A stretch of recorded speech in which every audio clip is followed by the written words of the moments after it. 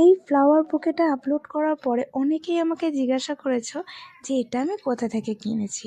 আসলে এটা কোথা থেকে কিনিনি, এটা আমি নিজেই বানিয়েছি। আগের রোজ ব্যাগটাও যেমন বানিয়েছি, এটাও আমি নিজে হাতে বানিয়েছি। তো তার জন্য কি কি নিয়েছি দেখো, এরকম একটা রিবন নিয়ে নিয়েছি। তো এই রিবন তোমরা যে কোনো বুক স্টলে পেয়ে যাবে।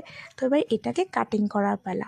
তো প্রথমে ভাবলাম লম্বা করে কাটিং করি, তো ওটা অনেক বড় হয়ে যাবে বলে এইরকম চওড়াটার দিকে আমি নিয়েছি। আর আমি একদম না প্রমিনেন্ট করার চেষ্টা করছিলাম, ফার্স্ট টাইম বানাচ্ছি, দেখা যাক কতটা কি রেজাল্ট ভালো হয়। তো লাস্টের আউটপুটটা তো তোমরা দেখেছোই, খুব সুন্দর হয়েছে। তো এই রকমভাবে যখন প্রথমে পেঁচাচ্ছিলাম, তো দেখলাম নিচের দিকটা জড়িয়ে যাচ্ছে। তো আর আমি একদম এক্স্যাক্ট চাইছিলাম মানে পাই টু পাই হোক। দেখো এখানে যখন আমি করছিলাম এটা নিচের দিকে নেমে যাচ্ছে, ওটা ভালো লাগছিল না। আর যেহেতু সিনথেটিক, তো ওর জন্য খুলে খুলে যাচ্ছিলো বারবার। তো তারপরে আমি নিনজা টেকনিক অ্যাপ্লাই করলাম। তো এটাকে হচ্ছে রোল করে দিয়েছি, দেখো এইরকমভাবে ঘুরিয়ে ঘুরিয়ে। এরপরে পেঁচাচ্ছিলও না, নাহলে ওই হাতে ঘুরিয়ে ঘুরিয়ে করতে করতে না ওটা পেঁচিয়ে যাচ্ছিলো। তো এরকম করলে অনেক ইজি হয়ে যাচ্ছিলো। এটা পুরোটাও তোমরা একেবারে করে নিতে পারো বা হাফ হাফ করেও করতে পারো। আমি যেমন হাফ হাফ করে করেছি। হাফটা হয়ে গেছে, চলো এবার কাটিংয়ের পালা। ফার্স্ট টাইম কাটিং করার সময় এরকম মানে বেকাটারা হয়ে গেছিলো, কিন্তু তারপরে এগুলো ঠিক হয়ে গেছে। প্রথমটা সবসময় একটু ভুলই হয়, তো ওটা থেকে একটা নলেজ পেয়েছি, ওটা পরে অ্যাপ্লাই করেছি। তো এবারে এই দিকটার কাটিং করার পালা।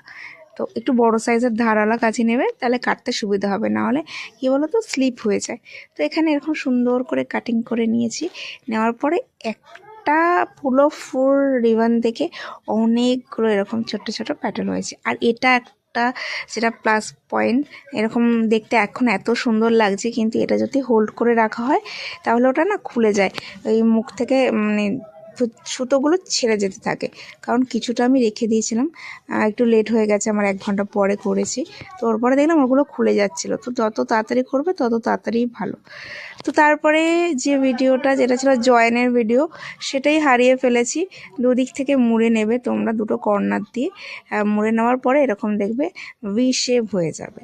তো আর তারপরে ঘরেলো জোগাড় আমি কী করেছি দেখো। যেহেতু এরকম ব্ল্যাক পেপার বুকে পেপার পাচ্ছিলাম না ব্ল্যাক কালারের, তো ওর জন্য এরকম ব্ল্যাক কালারের আর্ট পেপার নিয়েছি। তার সাথে নিয়েছি এই যে রিবনটা দেখতে পাচ্ছ গোল্ডেন কালারে, দেখবে বুকে পেপারের ওপরে গোল্ডেন কালারের মানে থাকে দাগ দেওয়া, তো ওটা দিয়ে আমি গোল্ডেন কালার এই রিবনটা দিয়ে করেছি।